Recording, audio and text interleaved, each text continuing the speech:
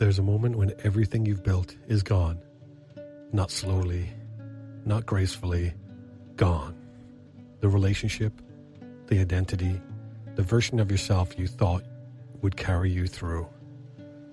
And what's left isn't clarity, it's silence. A kind of silence that asks a question most of us spend our lives avoiding. Who are you when there's nothing left to perform? Because failure, real failure, doesn't just take things from you. It exposes you. The habits you hid behind. The stories you told yourself. The parts of you that were never as strong as you believed. And in that moment, you have a choice. Not a comfortable one. Not a clean one. But a real one. You can numb it. You can run from it. You can pretend it didn't happen. Or you can face it. Tonight we step into that moment. Not to fix it. Not to soften it. But to understand what it takes to rebuild.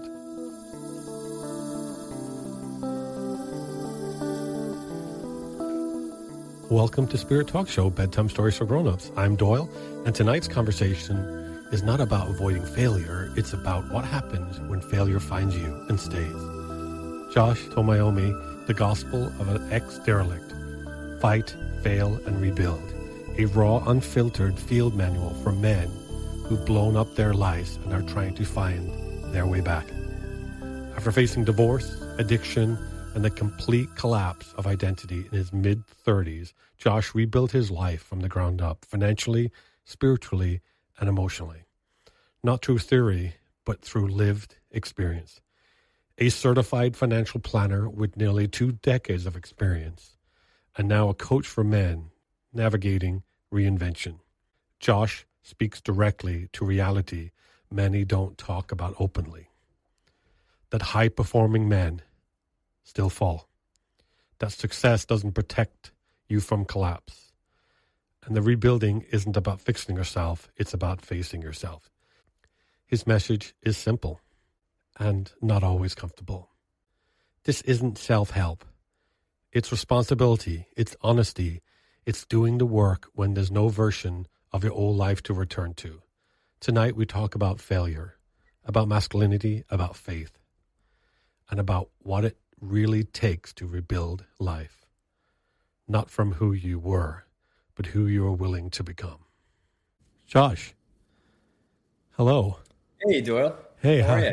Thank you so much for coming on. I'm excited. I was reading your website. I was, the only thing, so I grew up in Ireland, right? Okay. And the energy of your website is very, man must be a warrior, man must fight for, and when I was a kid, a lot of people who had that kind of machismo came across as kind of the mean kids. So, I mean, like, you know what I'm talking about? Those kids were the ones who were like, I'm tough at all costs. I'm the warrior. Don't, and sometimes, it sometimes seemed a little toxic because where was the love? I was always like, where's the love? Because you seem like also like watching your podcast, you seem like a very caring, loving guy too. And so do you ever have an issue with balancing that stuff? It's a good question. I know I jumped right in, didn't I? No niceties, just right in, right? I appreciate that. I'm a very direct person, so I'm all good with that. Can you though give me 1 second before I answer that? I'm having an issue with one of my cameras. There we go. One of your. Okay, that should be good. I just have a camera on the side to record me in case I decide I want to use any of these clips. I sometimes will use clips just of myself. Okay, I see. On social media, that sort of thing. My podcast, I'm hearing my voice repeated back to me. Is that, do you have headphones? Yeah, I'm hearing the echo of my voice. Oh, okay. Here, let's try that. How about that? Okay. No, I'm not hearing now. That's good. Okay. So the echo cancellation was off for some reason on Riverside. So I just do audio. I haven't gone into the realm of video podcasting yet because I love podcasts where I sit, it's in my ear, I'm going for a walk with the dogs, I'm doing some work, I'm lying in bed. I think to watch a podcast feels like a different experience to me. I want to listen to it. So I'm kind of trying to remain old school and stay audio. So I'm saying is I'm not actually recording video. I know we're looking at each other, but you're welcome to record whatever you want. So, okay, the question I asked was, how do you balance the, I am warrior man, machismo with the loving heart that you obviously have from looking at your website? That's a good question. Yeah, I think, let me think about this. There is, I'm trying to think of the quote. Yeah. Here's one of them. Okay. A harmless man is not a good man. A good man is a very dangerous man who has that under voluntary control. Okay. It's a similar, that one is from Jordan Peterson. Mm-hmm. It's a similar quote that a lot of people talk about this in martial arts. Yeah. They talk about how one of the main purposes of I'm not a martial artist myself, but this is secondhand. Yeah. But what they say is one of the things about martial arts is having that capacity to harm, having that danger, having that physicality within you, and then choosing to control it and not use it. That's what makes a good martial artist. A good martial artist is not somebody who can go beat somebody up. A good martial artist is the person that has the power to do that and chooses not to. Yeah, I know. Like, we know these people who you can just tell by like being around them that he could destroy you, but he's choosing to be a good man. I mean, and do so. I think like Joe Rogan seems like a good example. He seems like someone who seems like a good guy, but has this capacity for this martial arts that he could.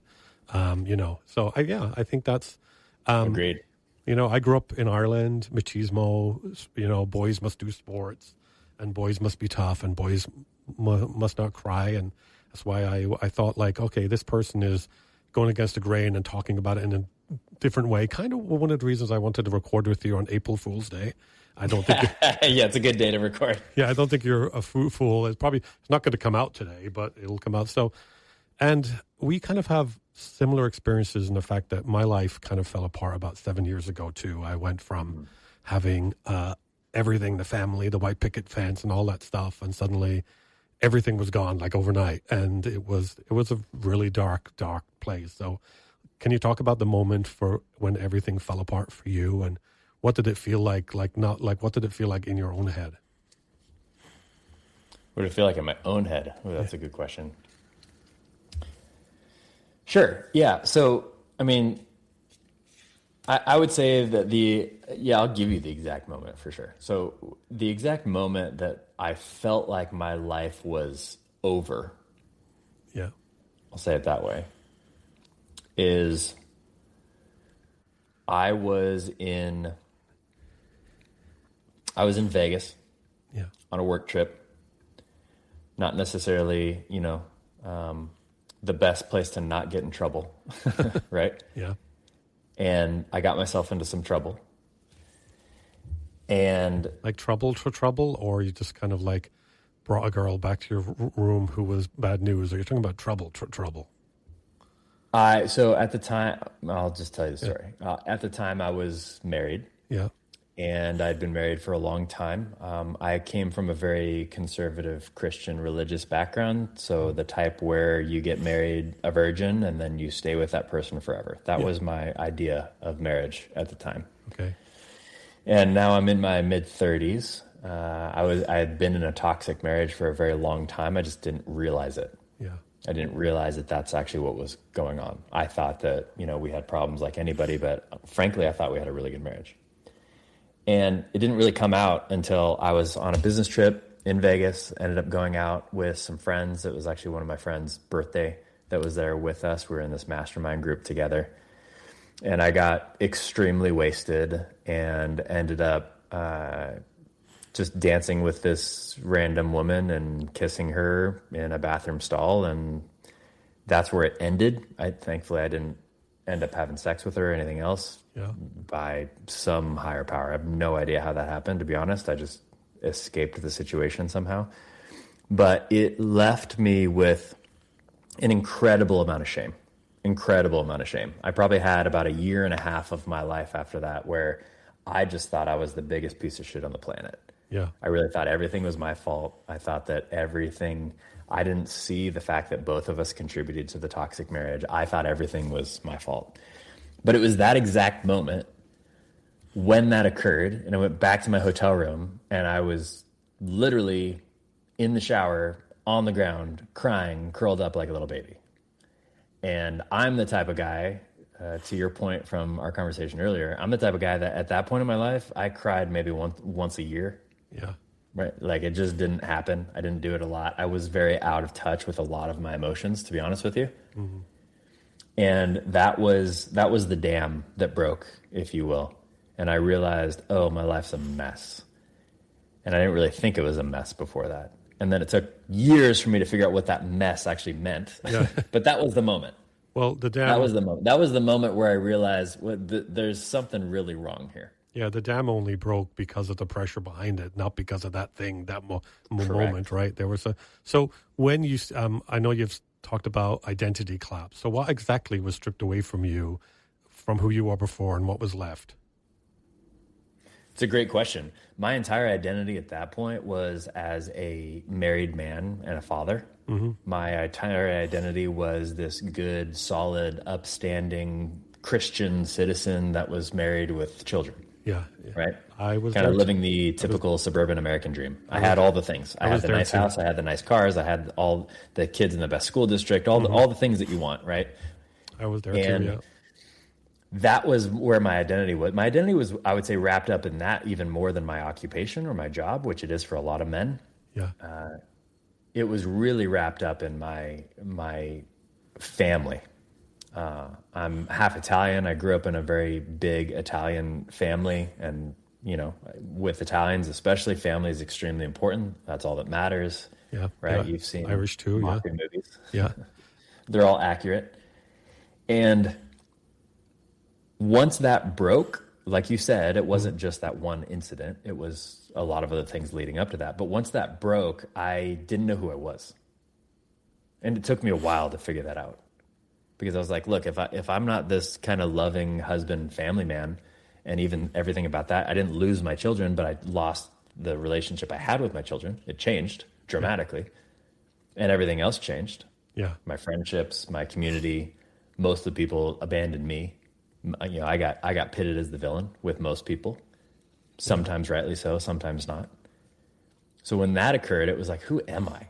Like, I understand I'm still a dad, and I want to be the best dad I can be through this. But besides that, frankly, Doyle, without kids, I don't know if I would have made it. I'm there with you, man. I remember going through the motions after the divorce and everything collapsing, trying to be the dad with my kids. My youngest was like 6 at the time. And it just felt like, I look back at that now and I'm thinking I was so empty. I was such a shell then. I was just pretending to play this role as a dad because he needed that at that time. And I was so empty, and I totally understand that hopeless place that you can be. And I read your website. I didn't know there was going to be such emotional similarity between your story and mine. I wasn't really prepared for that. That's going to hit me a little hard, but it was a hard place. But let's. So you wrote this book, and I'll get the title correctly. So you wrote a book called "The Gospel of an Ex-Derelict: Fight, Fail, Rebuild." Right? That's your book. Yes, sir. And that came from this experience, right? I would say it came from more than this experience. So I started writing the book right when I was going through this experience. So right after the experience I just told you about, for the next year or two, I just kind of wrote down stories. I originally thought that it was going to be some sort of a memoir with just, some interesting stories. Mm-hmm. So, what happened to me after that is that right after that, again, I felt really shameful. I thought everything was my fault. So I did all the things that I could.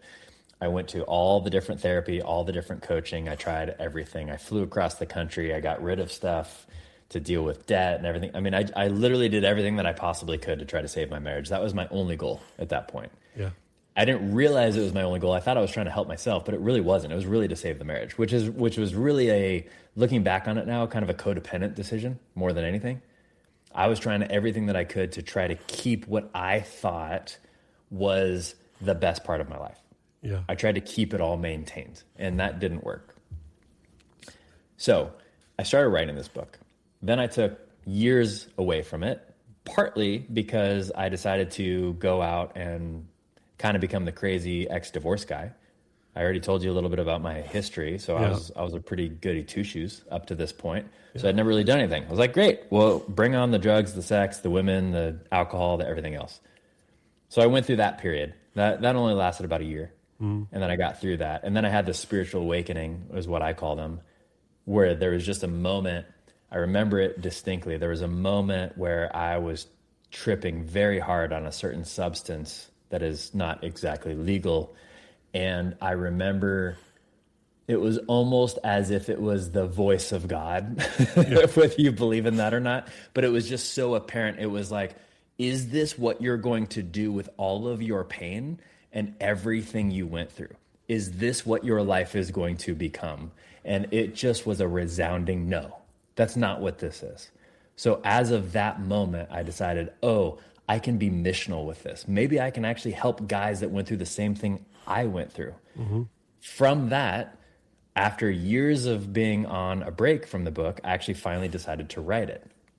So now the way it's written in the perspective of different things that I've learned through basically an 8-year therapeutic coaching journey that I went on. So it talks about different aspects. So there is a chapter on narcissism, as an example, on codependency, on addiction, on religion and higher powers and all this sort of stuff. There's different elements of just how do you rebuild your life?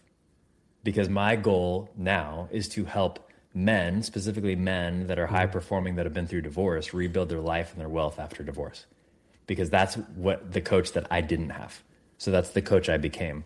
So the book is really geared towards that. So every single chapter, you can either just read it and you can enjoy the stories because there's a lot of good stories. I think I'm a good writer, but of course I'm partial to myself, but I've been told that it's good writing.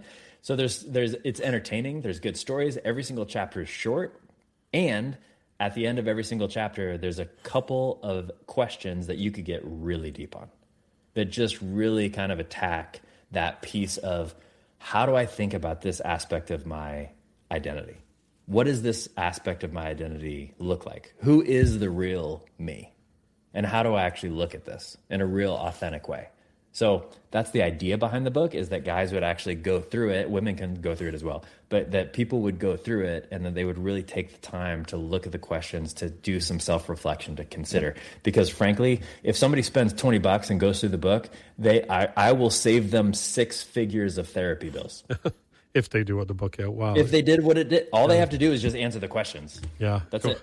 You know, man, you're killing me a little bit, Smalls, because I'm thinking about, I don't know if this is a common divorced man experience, to get divorced and then go wild for a few years, because I did that path too. I mean, I went from being married for 16 years, having had 4 sexual partners in my mid 40s. Then I got divorced, and then spent 2 years exploding that out of the water to insane proportions.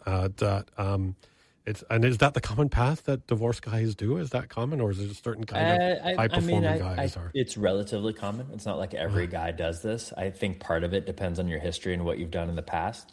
From guys that I coach, again, this isn't always true, but in general, people that have more repressed histories tend to do that more often than the ones that have less repressed histories. Okay.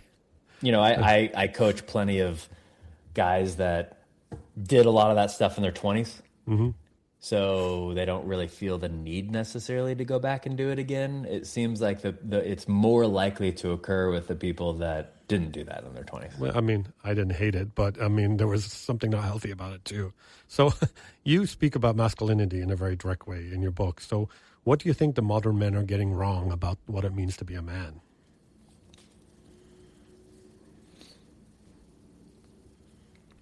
I think there's a couple different camps when it comes to masculinity right now. In the manosphere, if you will. One aspect of the manosphere, which has been around since the beginning of time, just has a different label now, is, let's call it repression. Stoicism often is in this category, where it's put your head down and work. The end. and don't make trouble and make your family happy and say yes, dear. Yeah. I don't necessarily mean any of that. Yeah. I'm not necessarily including some of the kind of enmeshed codependent stuff. Yeah. I just mean any man that's out there that says, "Hey, look, if you're having an issue here, if you're having trouble here, if you're having something else, just put your head down and work harder." And grin and bear. Now, yeah. I think there's some truth to that, right? There's a saying in Buddhism that's chop wood, carry water, which I like. Because sometimes in my life, I don't emotionally want to do something. It happens all the time. I've been a business owner for 20 years. Yeah. Most days, there are things I don't want to do. And I have to remind myself, here's your ultimate mission. Here's what you're trying to do. So every once in a while, you just have to chop wood and carry water, even if you don't necessarily feel missional while chopping the wood and carrying the water. That's the idea behind that quote. I've got two sons, and you tell them sometimes you got to do stuff that's hard. Sometimes you got to do stuff you don't want to do, and sometimes you got to. And both my sons are doing incredibly well. My oldest just became an apprentice plumber, and it's great. He's loving it. And I didn't know he was going to take that path, but I like that he went through the stuff that hurts, and he's done the work, and he's doing really well.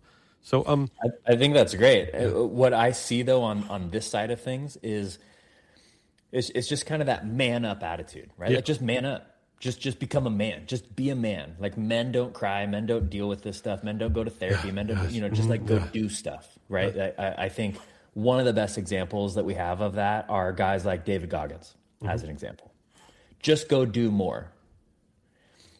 The biggest problem with that side of the manosphere isn't necessarily that they're wrong. A lot of the things they say are right. The biggest problem with that is what it often turns into is that I now feel better about myself because of self-esteem versus self-worth. So quickly to tell you the difference between the two, which I'm sure you probably already know, but just for the listeners as well. Yeah. Self-esteem is I feel good about myself. I love myself. I'm proud of myself because of what I accomplish. That's very David Goggins-y. Yeah. Or pick whoever in the manosphere. They're all the same. Alex Hormozy, whoever, right? Like the guy that's like, well, you just got to do this stuff. And then once you do this stuff, you can be successful. And therefore you can feel good about yourself. That's the idea. Yeah. Now, they don't ever usually explicitly say it like that, but that's the underlying tenet. The biggest issue with that is that I find that a lot of men walk in my door that are those doers, which is like me, very blunt, just get stuff done, right? The doers, They walk in my door, they're doers. They might have really high self-esteem because of the fact that they've accomplished a lot in their life, but their self-worth is trashed. They have no self-worth. Because without those accomplishments, without those successes, quote unquote, that the world calls success, without those things, they don't feel like they're of any use. You see this a lot online when people are talking about the utility of man.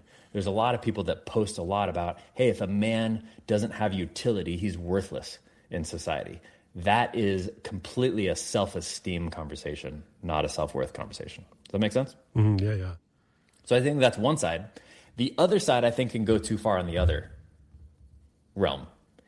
That is the side where it's more the therapeutic side. It's more the, hey, let's process and consider and think about all the different things that are happening. Again, that's all good. Where that falls down, though, is that oftentimes it turns into lack of action, and it's just, well, you should just love me because I'm me. That can become very narcissistic and can become very egotistical. It can become very me. Now, all of a sudden, I'm not serving people. I'm not loving people. I'm not helping people because all that really matters is that I become the best version of myself. And it seems like it becomes a bit binary, too, that people they find this work, they're finding success at work, so then that's all they do. They think there's nothing past that. All I'm doing is, I know people who are in their late 50s and single, never having dated because they buried themselves in their job because they were good at it. And they have a great high-powered job. They're a CEO or a director making $500,000, but there's nothing else. It doesn't seem there's anything else there. They're working every Sunday, Saturday, and they become I have to give up everything else for this one thing I'm good at. And frankly, most of those, I've been there. Yeah. You still you feel empty. It's very empty.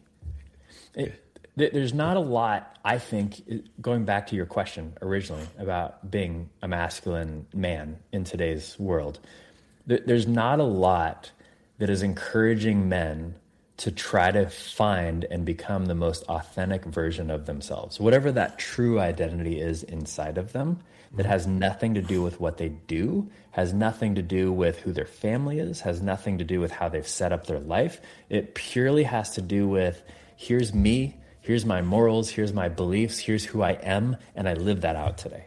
Yeah. Or I don't. There's not very much that's encouraging men to do that. And it either becomes just go do more stuff, or it becomes, well, I don't want to be like a whiny crybaby on a therapist's couch, right? Like that's what guys think. Yeah. Like, let me give you an example, Doyle. Right now, I'm setting up another. I lead groups of men at times. Most of my work is doing individual coaching with men, but I also do lead groups from time to time. I'm starting another group right now, and I have found that a lot of people, when I invite them to the group, they have this binary explanation of what they think the group is. So they either think, A, it's going to be this therapy experience where we're all just going to sit around and cry and talk about how our moms abused us as kids, or, our dad talked to us wrong, or whatever. Yeah, right? The kumbaya experience, yeah. Yeah, and guys don't want to do that. Yeah. Because I don't want to get emotional and like cry in front of the guys and everything else. That makes me feel weak. I get rid of my power.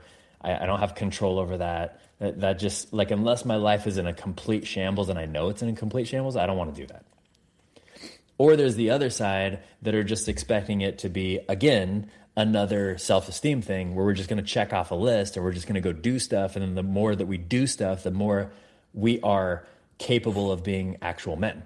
Right, yeah, man. Doing stuff. But in school, we were told that you're a good boy if you're good at sports, and you're good at math, and you're a president of the club, and you're the prettiest. That's what good boys are. I know that's what we were told all the way through high school and school. And that's about what you've done, your actions, what you're choosing, what kind of, it's hard. Success becomes a mask as well. Yeah. Hard to unlearn that, right? No, it is, absolutely, because that's how you're taught from a very young age. You're taught from a very young age, especially men. I'm going to point out men right now specifically. Now, people are going to say there's no difference. I would say there's a huge difference, because in general, society says that if man doesn't have utility, if he's not bringing something to the table, if he's not doing something, he's worthless. That's what society says. That is not the same for women. Yeah. If a woman's not bringing something to the table and she doesn't have utility, she's not deemed automatically worthless by society. She's not. She needs to be looked after. Case in point, 85% of social media influencers online that are women are literally showing up and just looking pretty. They're bringing nothing. Yeah. That's not utility. That's not actual utility. Yeah. It's just a pretty picture for us all to like gawk over because we don't want to go talk to women ourselves. That's not utility. So that again is my point. You can have a beautiful young woman literally just sitting there in front of her camera doing nothing, getting plenty of people reaching out to her. Plenty, right? Yeah. She is providing nothing to the world. Men can't do that. If men don't provide anything to the world rejects them. So we're in this space right now where men are trying to figure out, how do I give something to the world? But then also what they really want is they want to be living out their true identity. They really do. And they're feeling empty. So when they feel empty, most men tell them, okay, then what do you have to do? You have to grow your business, or you have to go get a six-pack or something similar. And once you do those things, then you're going to be worthwhile to society. And then men go try to do that. Most of them can't do it, or maybe they don't do it to the extent that society tells them that they need to do it. And then they feel even more worthless, which then leads to one of the saddest things on the planet, Doyle. And that is the fact that 35 to 50-year-old men is by far the highest suicide rate. Wow. Because men our age, are you in that range? I'm in that range. Okay. Yeah. I am as well. So men in that range, like us. 35 to 55, I'm in the upper of that range, but I am in that range, yeah. Yeah. Men in that range are at a point in their life where there's some sort of crisis, hence midlife crisis, right? That we always talk about that. They're in something happens to where they feel that their utility is not as strong as they thought it was.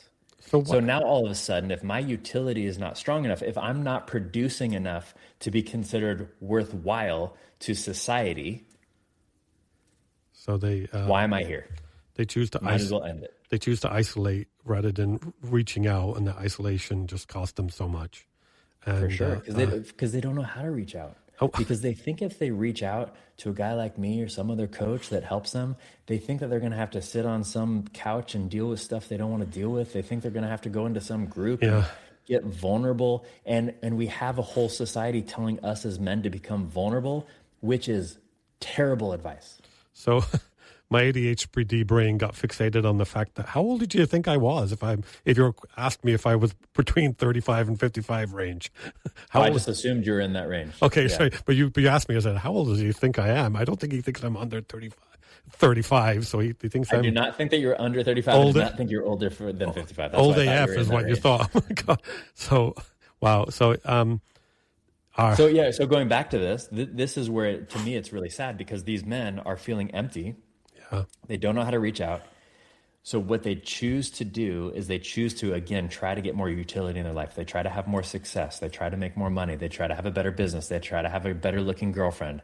And then when they do all those things, it adds to their, maybe self-esteem. Maybe they feel a little bit better about themselves because they've accomplished things. But that is really, really, it's really sensitive, man, because the moment anything even small happens there is the moment that I feel like shit about myself. And I say a lot of them turn to addiction. I know you've lived through addiction. So what was the thing you were actually trying to escape when you were in your addiction? Yeah, so let's talk about addiction for a moment. All addiction is, very, very simply, because people use the term addiction, they think a drug addict or alcoholic. Mm-hmm. It's not that. All addiction is it's a way to escape the present moment because I don't like the present moment. Yeah, for sure. And I do that consistently. So if I go have one whiskey to escape the present moment and then I don't have another whiskey for 2 months, that's not an addiction, right? It's something that I continually go to. If I go look at porn one time because of the fact that I'm feeling bad about my sex life, and then that doesn't become this consistent thing I have to look at to have any sort of getting turned on or anything, that's not an addiction. So all addiction is, it's escaping that present moment because I don't want to feel it. And then I do that over and over and over again. So let's break that down for a moment, because before I can answer your question, we got to talk about what addiction is, because addiction is not just drugs. Addiction is running too much. Let's go back to David Goggins. That dude's addicted. That guy is a class A addict. He is. And most people would not say that. They'd be like, but look at how great he is. And by the way, I don't dislike him. I've never met him. I think the guy's great. I've seen him speak before. This is nothing against him. It's that's how addiction shows up. For men, it often shows up as becoming a gym rat and becoming addicted to their own body, addicted to their own health in some way, some fashion or another. And doing that because of the fact that it helps them escape the fact that they feel empty inside. Men often do this with work as well, and they do it just as often with those two things as they do with alcohol and drugs and sex and everything else. So the only way out of addiction is getting more present. That's it. If you are living in the present, you cannot be living in addiction at the same time. It's impossible. People, okay, sorry. I'm a little verklempt with that. I agree with you. And I forgot my next point I was going to ask you related to it. But so when you were going through your addiction, there wasn't a specific thing that you were trying to escape at the time. It was just you were going back to something because you weren't feeling good right now in the moment. Well, I like a drink. I maybe drink once a week. It's not addiction, right? Yeah. It's whatever you're using to not stay present with who you are. So that's all it is. But for me, it wasn't alcohol and drugs. So I'm that type of person that it wasn't that for me. For me, it was more relational. It was love. It was sex. It was connecting with people. It was having to have a connection with somebody so that I felt good about myself. So again, going back to self-esteem and self-worth, if I have really strong self-worth, I don't need to connect with other people. I just need to connect with myself and my higher power. Then I have really high self-worth. So at what point, like, did you realizing that these coping mechanisms were doing more damage than the pain itself? Like, what's the point you get to when you say, okay, I'm doing this thing that's hurting me more than what I'm trying to hide? It was I don't learn things subtly. Yeah.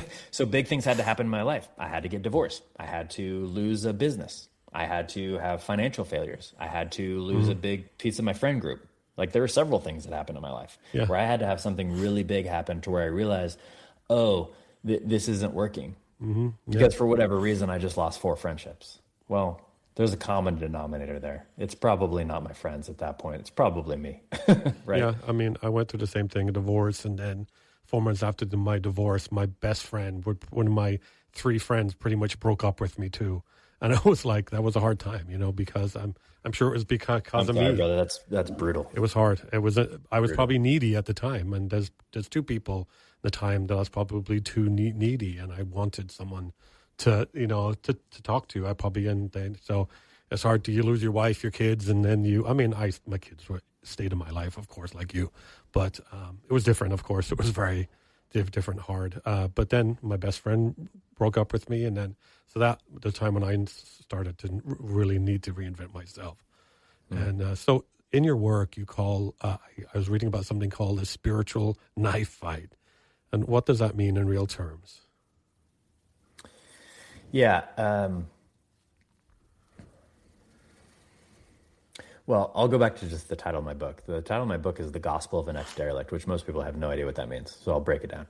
First of all, I use the word gospel on purpose. It's not a religious book. It's not a spiritual book. I talk about spirituality and that sort of thing. I don't talk about religion or anything else in the book, but I talk about that because everyone has spirituality, whether they realize they do or not. Yeah. There's some sort of spirituality, whatever you want to call it.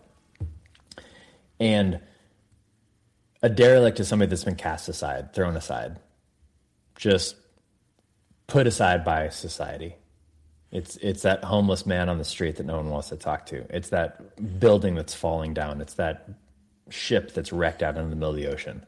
It's just something that's cast aside. That's how I felt when I went through my divorce. And then I became an ex-derelict. Why is that important? To me, it's important to remember that because that's where my mission comes from. My mission comes from reaching other guys that feel that way. And that doesn't mean that they're not successful. It doesn't mean that they don't have a high self-esteem. Oftentimes, these guys have a really high self-esteem. They're high-performing guys. They've done well. They make good money. They have a good business. They have a bunch of things, a bunch of accolades, and yet they're just feeling empty inside. They're feeling like they're not actually reaching their full potential or being who they are. And that's the people that I'm trying to speak to. Because going back to your question about a spiritual knife fight, I believe very heavily that there's a lot of things going on in whatever spirit realm you want to call it, things that we can't see. I'm not going to get, religious or too specific here because I don't know. I'm not that guy. I'm sure you can have plenty of those guys on your podcast. That's not me. I don't pretend to know any of that stuff. But what I do know is there's a lot of stuff that happens in this world that's outside of what we can see. It's just very obvious. I've had enough experiences in my life where people relate in different certain ways. I've related to different people that don't speak the same language as me, and I don't know how. You can't explain it. Yeah. So you go through enough of those things you can't explain. You're like, there's something going on. So why do I call it a spiritual knife fight? Because of the fact that that's what's going on constantly inside of men. They're with their spirit and who they are, their true self is constantly at battle with what society is telling them to do and this false accusation that somehow if I have a high self-esteem, I'm going to be okay. And it's something that we all know in your heart. It's like, it's totally is wrong, but we keep pursuing it, or men keep pursuing it. What do you think is the hardest part about people moving from the victim to responsibility? It's a great question. And this is, by the way, too, Doyle, this is not something that I'm going to pretend that I've figured out. Yeah. I do a lot better a job at this than I used to. Yeah. But I'm on a continual journey. I believe I'll be on this continual journey till the day I die. Well, the best teachers, you learn by doing. The best way you learn is by doing, yeah. Yeah, it's true. So, yeah, go ahead. No, you go ahead. Oh, sorry. I was going to also say at some point I would love you if you're willing to read something from your book. Are you willing to read an excerpt from your book today on the show? Sure. I have You no idea what I would read. But well, you yeah. said there was all these great stories in there, so it's a storytelling podcast. So I'm thinking something like that would be a great It fit. is a storytelling podcast. Yeah, I'll grab a copy of my book here in a second. I got a bunch of them behind me. Well, I think what I said What is was your original question, though? the question I'm sorry, was my ADHD is also getting triggered right now, so you need to remind me. Yeah, I need to remember. This is why I need to write everything down. What's the hardest part? What's the hardest part of moving from victim to responsibility? Oh, thank you.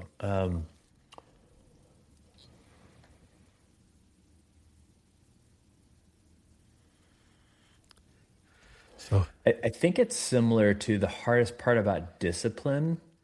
The hardest part about discipline is discipline. yeah, Here's what I mean by this. No one is naturally disciplined. No one. mm-hmm. None of us are.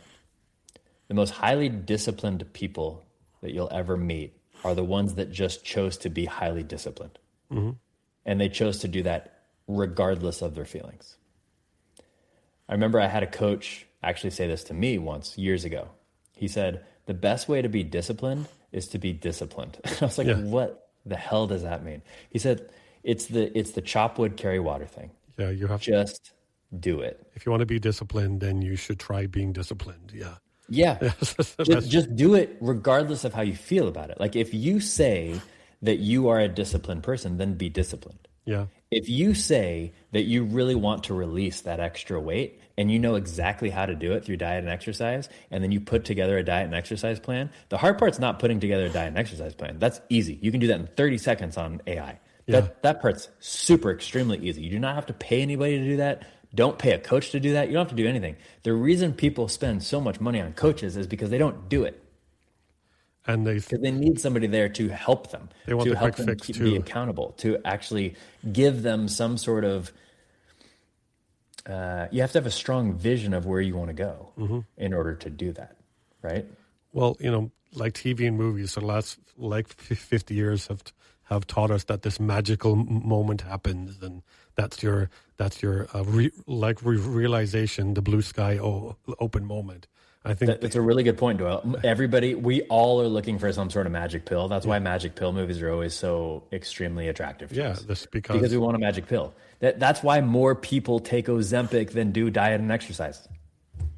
that's that. I mean, Right? It's an easier, quote unquote, easier way of doing things. Yeah, I know about But me not actually having to do it, I'd rather. So going back to your original question. Your original question is, how do you move out of that victim mindset?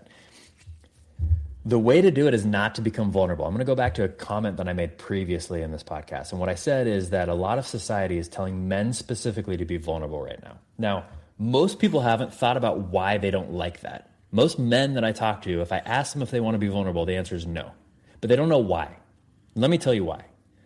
The reason men don't want to become vulnerable is because vulnerable in and of itself says that I lose control and power. Mm-hmm. Masculine energy, whether it's in a man or a woman, masculine energy has to do with power. If I'm told that I lose my power, forget it. Because what vulnerability really means is that I'm on my back and there's a bear attacking me and he's about to kill me. That's vulnerable. No guy wants to be in that position, ever. Yet all of society tells us to be vulnerable. But do you know what I think they're really trying to tell us, Doyle? I don't think they're trying to tell us to be vulnerable. I think what they're really trying to say is be authentic. Mm-hmm. I've coached a lot of women specifically, and if you're a woman listening to this podcast, please listen to me. With every man that's in your life right now, I promise you this will increase your relationship with them if you just do this one simple thing. Stop asking the men in your life to be vulnerable. Ask them to be authentic. Encourage them to be authentic. Encourage them to be themselves, their true inner self, because that has power.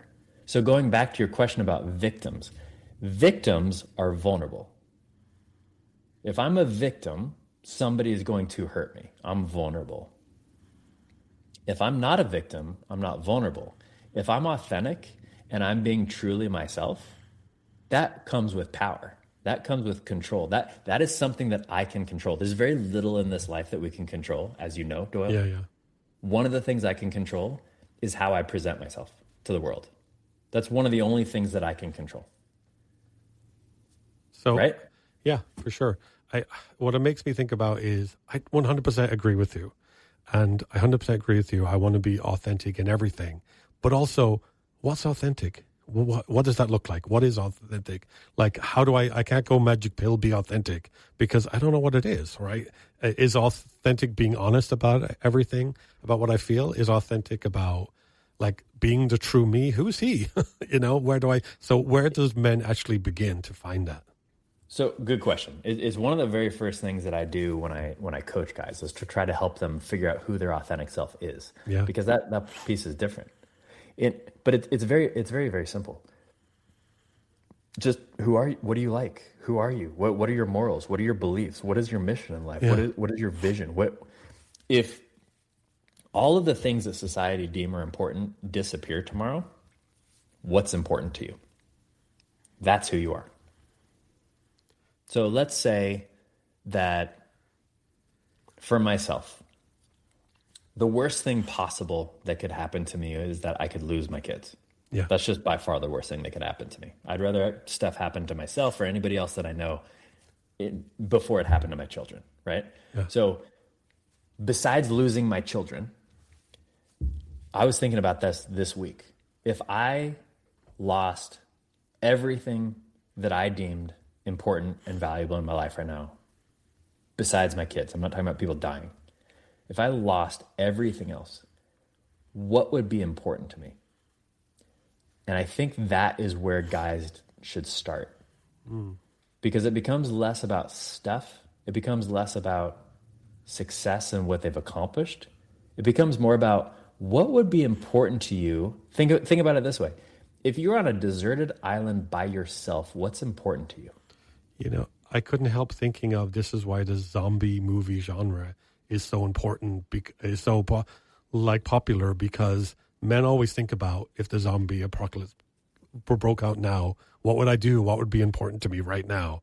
Because Correct. all the other responsibility, getting your degree and getting your job and everything would be gone. And for me, it would be my family and would be people, helping people, creating community and keeping people safe. And so that would be where I would be, I think, because like my plan for the zombie apocalypse, we're going to meet here, we're going to build this community, and we're going to go to an island and rebuild our civilization in a way that, like, so I think maybe that, because you said the desert island, and that's what made me think of kind of. Yeah, and I think another way to think about it too, Doyle, to your point from earlier, because we all get so focused on work and career and everything else. Yeah. The other thing to think about is if money were no object and you literally never had to worry about it ever again, Yeah. what would you do with your time? And more importantly, why? Because I think the why behind that really reveals who you are as a person. I So agree. you're going to have some guys say, I would just play video games all day, which is normally bullshit. Most guys wouldn't actually do that, even though they say they would. Mm-hmm. But then even if you dug deeper in that, and I said, well, why would you play video games all day? Well, because I really like, talking to my friends while I'm playing video games. Oh, okay, so there's an aspect of community there. Well, why do you like talking to your friends? Well, because while we're playing a video game, it's actually a little bit easier for me to tell him about the difficult stuff that's going on in my life than if we aren't playing video games. Oh, okay, interesting. So now you're actually getting authentic with him about what's actually happening in your life. So connection is actually really important to you. Well, why is that so important? Well, because of the fact that he went through this really difficult situation, and I feel like when I say that to him, that's how we connect, right? And now you start to see, that's what's important to you, and that's why it's important to you.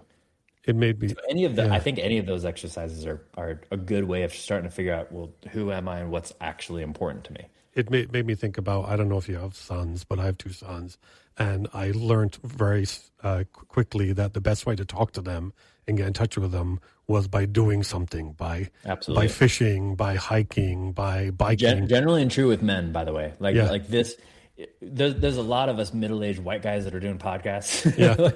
It's kind of a thing. It has been for years. Yeah. And both of us are just sitting down on a screen having a conversation with each other, Mm-hmm. which is great. And I'm enjoying this podcast. And at the same time, we could get a lot deeper if we were doing something together, experiencing something together. I know, yeah, you're right. I mean, I know that the best talk I ever had with my son when he was 14, we biked 300 miles from Pittsburgh to D.C. And being on that trail together, just stuff I heard about him and his spirit and who he was and how I revealed to him who I was so profound. He still talks about it to this day as this amazing, profound experience. And I really wish a lot of men would do this with their sons and daughters.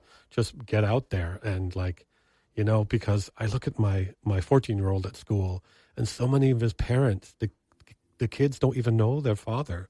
The father just comes home, gets on, reads the paper, goes to work, leaves at 6 a.m., gets back at like 8 at night. On the weekend, he cleans the yard. The kids don't know their dad. They don't know him. It's some stranger that kind of comes and goes. And why do we... That sounds painful to me. Why do we allow our kids to go through this life? And of course, I'm not like that. I don't think I would imagine you're not either. Like, why do we allow that to happen? Like, it's such a gift, these people that have been given to you. Well, I think, not to sound like a broken record, Doyle, but I think it goes back to the self-esteem, self-worth thing again. Yeah. Because if I am getting most of my self-esteem, like a lot of men do, in what I'm producing, specifically what I'm producing with my work, and maybe what I'm producing, even landscaping my own house, right? I'm producing things that make me feel better about myself. Man, it's really hard to feel better about yourself. You know this because you have kids. It's really hard to feel better about yourself in a self-esteem sense by interacting with your children. Yeah. And because most of interacting with your children is feeling like you're failing. And pride, like the feeling in the last year of pride is seeing the man my 19-year-old has become. He's just stands out. He's responsible. Every job he gets, he's a superstar, and he's charismatic, and they love him, and he's smart, and he learns quickly. And just to see this person that I had the influence on just being such a successful man at 19 is like, that's the type of pride that feels more meaningful than, the other things that we do. And so I would love you to read something from your book. If there is something that you could read, if you want to find something. Sure. Yeah. Give me a moment. Okay. Grab it.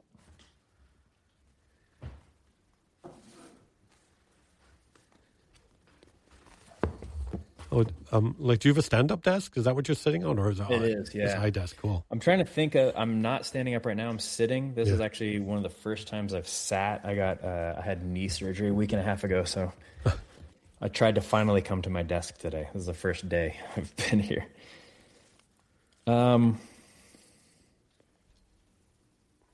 Well, we've been talking about addiction a lot, so maybe I'll read something from that chapter. So this chapter is called Escape and Addiction. Starts with a quote. All addictions make us slaves, but each time we confess openly, the source of our suffering becomes the source of our hope. Henry Nouwen. Do you ever want to just get away from it all? What does that look like for you? A beach, a mountain, a cabin in the woods, a long drive, an international flight, turning off your phone or throwing it in the ocean? Do you ever find it impossible to do? Why is that? I found it's impossible because I can't escape myself. My head can be the most connected, freeing, loving, and authentic place in the world, but it can also be the scariest place ever. The more I want to get away from it all, the scarier my head is. Well, what's so scary? The shame I haven't faced, the lies I still believe, the fear that I'm not good enough and never will be? That's what I'm really running from. Not the job, not the ex, not the pressure, just me. And if I don't deal with that scary place, nothing else matters. Well, I know it's not just me. You can't escape yourself either, but oh, how we try. Workaholism, drugs, alcohol, sex, love, shopping, buying, vacations, social media, TV, virtual reality. You name it, I've used it. You can see from the list that even things that are not intrinsically bad, like work, sex, or TV, or even love, can be used to tune out or numb out, to help me feel like I'm winning when I'm actually avoiding. Addiction doesn't care if it looks productive. If it pulls you out of presence, it qualifies. But what are we trying to distract ourselves from? Okay, let's get practical now. Sit with these next two questions. Don't rush. You already know the answers. They're just buried under the distractions. Get yourself in a peak state before you answer. What do you run to? And this is something that I would say, if you're listening to this right now, Consider this question for yourself. Okay. What do you run to when life feels unbearable? Reference the list above and write your top culprits here. So to your question from before about addiction, Doyle, Yeah. that's how you can figure out if you're addicted to something. What do you run to when life feels unbearable? Again, for some people, it's a person. For some people, it's alcohol. For some people, it's sex. It could be anything. What has your coping cost you? The clearest way for me to think of this is through the eyes of addiction. The dictionary defines addiction as a compulsive, chronic, physiological, or psychological need for a habit-forming substance, behavior, or activity having harmful physical, psychological, or social effects. Or said another way, addiction is simply using something or someone to escape the present moment. Nothing more, nothing less. I'll stop there. I don't know how much you want me to read. Oh, that's good. Wow. I then go in that chapter to the addiction cycle and the healthy response cycle, which I'll just mention briefly. Yeah. The addiction cycle is there's some sort of discomfort. Think of this like a circle. There's some sort of discomfort that produces an uncomfortable emotion. That then produces a choice, which is then an unhealthy activity, which then produces discomfort. So discomfort goes to uncomfortable emotion, goes to choice, goes to unhealthy activity, which then produces another discomfort, and it's this circle. This cycle, wow. So the healthy response cycle, on the other hand, is you have an uncomfortable emotion, which then produces a choice. From that choice, you produce a healthy activity, or you do a healthy activity, and then that produces healing and recovery. That healing and recovery then eventually turns into another uncomfortable emotion, and you do the whole thing over again. So you'll notice the difference between an addiction cycle and a healthy response cycle is not consequences. Mm-hmm. You're still going to have uncomfortable emotions. This is not going to remove uncomfortable emotions. It's that split second choice of what do I do with that. So what I do practically, this might help some of the people, and I talk about it here in the book, and I have resources for it as well. What I do practically is I have a list of, think of it like a traffic light, red, yellow, and green. I have a list of activities that I know are red lights for me. They're stop. They're like, don't ever do this. Okay, these are things that are, either leading to addiction or they're just unhealthy for me at all times. Like doing hard drugs, as an example, would be an example of a red light activity for me.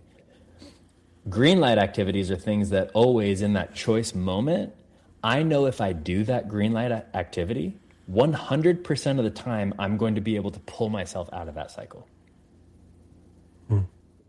So they're always healthy. Yeah. There's not a lot of things that are always healthy because things can be unhealthy. Because then there's yellow light. Yellow light activities are ones you got to be aware of. Those are the ones that could lead into an addictive cycle or could lead into healthy things.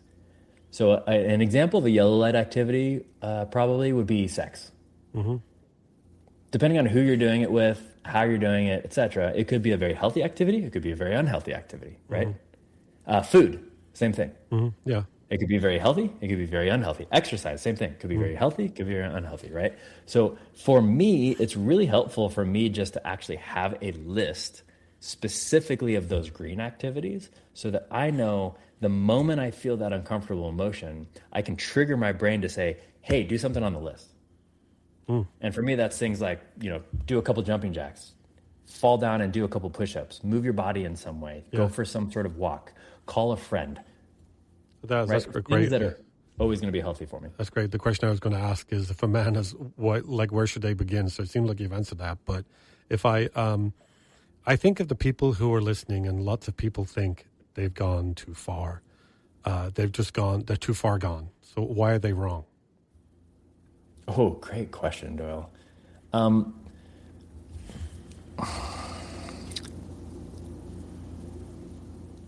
The things that you've done is not the person who you are. Mm-hmm. Things that you've done does not define who you are. When we talk about being authentically yourself, we're talking about the good, authentic self. Yeah. Everyone has a good, authentic self. And this is not a question of are we, evil by nature, good by nature. That's not what I'm saying. I'm saying there is in each of us a good, authentic self, that loves ourself, loves our higher power, loves other people. Mm-hmm. There are reasons we do things that are quote unquote bad, or that we might deem as bad. That doesn't change who we are. It doesn't. There's consequences with that. I'm not saying that you can just go do whatever you want, but it doesn't change that authentically good portion of yourself. Yeah. So the worst thing to do would be to think that I'm too far gone because I've done all these bad things. Well, guess what? That turns then into shame, which turns into more bad things, which takes you even further away from being your true, authentic, good self. A deep hole. And so I don't believe anyone is too far gone, ever. So let's talk about people can get in touch with your work on your website, because we are going to have to actually close here kind of soon. But let me talk about, to tell people your website is Ex-Derelict.com, right? Am I saying it wrong? Yep. Say it right. Ex-Derelict, spelled DERELICT.com, Ex-Derelict, and they can touch with you, and you have you counsel people, you have programs, you mentor people. People can find your book there, right? Correct. And also you have a podcast, right? I'm looking at that on your website right now. I used to. I've actually been on hiatus for about the last 6 months. But yeah, I had a podcast for about 1.5 years. Okay, but there is some episodes there on your... Yep, there's lots of episodes on the website as well. So Josh, the last question I want to ask you is that we've been talking about kids the whole time. So when your son or next generation looks at your life, what do you hope they understand about failure and rebuilding? Oh, great question. You know, I used to be very opposed to failure until I had the realization that every single success in my life has been preempted by failure. Every single one. Failure is just a natural path to success. And without it, success doesn't occur. And I don't mean success, again, in a worldly self-esteem sort of way. I mean success as far as you as a human being.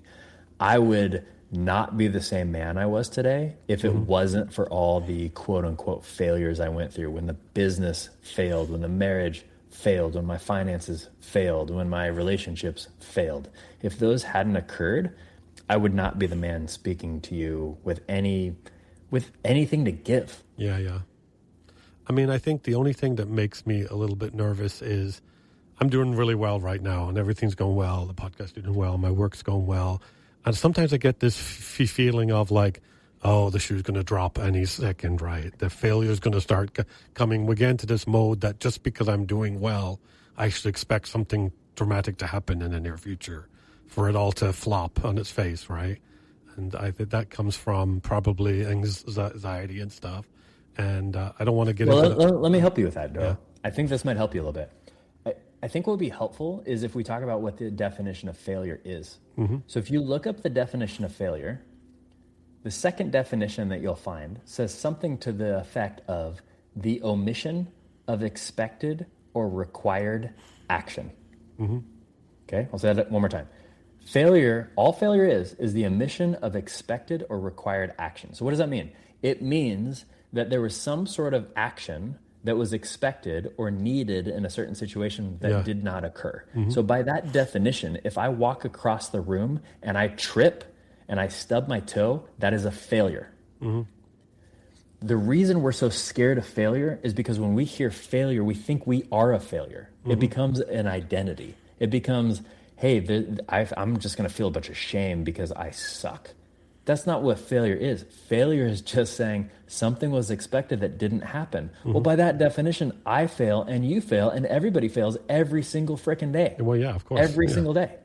Yeah, So I think removing some of the weight of failure actually allows us to experience it more freely.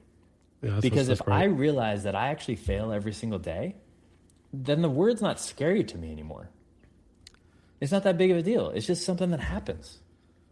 Yeah, I mean, it makes sense. I think we're expecting that failure is this complete cave-in of everything when it's not. It's just it's stubbing the toe. So, hey, what would be your as we sign off here and say goodbye? What is your message to the kids listening? I say kids because I'm in my 50s. I mean anybody under 40. What's the message to the world? Like, what do people need to know right now? You don't rebuild your life by adding more. You rebuild it by facing what you've been avoiding. Face that thing that, even though it can be hard, it can be painful. I mean, I totally agree. And I think that's where it's not as scary once you dig into it, I promise you. Yeah. Because it always seems like such a bigger monster before you dig into it. I'm being a little bit devil's advocate because I've done a lot of work, but I know that some people do feel like it's a scary place. Like we talked about, like vulnerability. And I definitely resonated with me what you said, that people see failure as in I am a failure, not I stubbed my toe, so I failed to walk across the room, which is meaningless, right? It's just something that, so I think that definitely will very resonate with people, but that's great. Wow. I didn't know that when I spoke to you, I was reading your stuff. I was saying, okay, I didn't know I was going to be so emotionally connected to our stories here because your story is very similar to my story. That's kind of like having everything, the white picket fence life. And that's what I could call it, the white picket fence life. And then for sure, suddenly one day it's gone, and I'm from a different country. So my whole family was her family. And then suddenly everything was gone. And I had like 2 friends, and then one broke up with me. It was a hard time, right? It was a hard time. Brutal. It was a hard time, but brutal. Hey, yeah, I get the white picket fence thing, and I know you're from a different country, but one of the chapter titles of my book is The American Lie instead of The American Dream, and that's what I talk about. I think it's very important. There's a book I read called The Way We Never Were, about this myth of how people think that 50 years ago everything was so great when it really wasn't. It wasn't great then. It wasn't great for lots of people. And it's not worse now. I feel like I just need to say this real quick before we sign off. Is that I was just having a conversation earlier with a client, and it's a typical conversation that most people have. They get like nervous or scared about everything that's going on in the world. And what I tell people every single time is it's no different than it ever has been. Yeah, we get this idea. The author C.S. Lewis calls it chronological snobbery, and he says that the idea is this generation is better than whatever previous generation, or this generation's different or worse or whatever. They're all the same. Yeah, it's all the same shit, man. It just has a different name to it. Like nothing has changed. So the reason I think that is so important is because if we really want to pull ourselves out of this victim mentality, we got to stop looking at circumstances and what's happening in the world and everything else and look inward. And it can be a scary place when we've never done it before. Correct. So I would say the biggest guidance that I have on that is just be curious. Because if you're curious about stuff and you could look at your own life as a curious observer, there's no shame involved with that. You can just be curious. Like there's no, it's not good or bad. I'm just curious. Like what's going on in my life? Why does that happen? Just stay curious, man. It's really it's what I was saying, the way we never were, this myth of how we never were. But thank you, Josh. And let me get the pronunciation of your last name. It's Tomeoni? Very close, yeah, Tomeoni.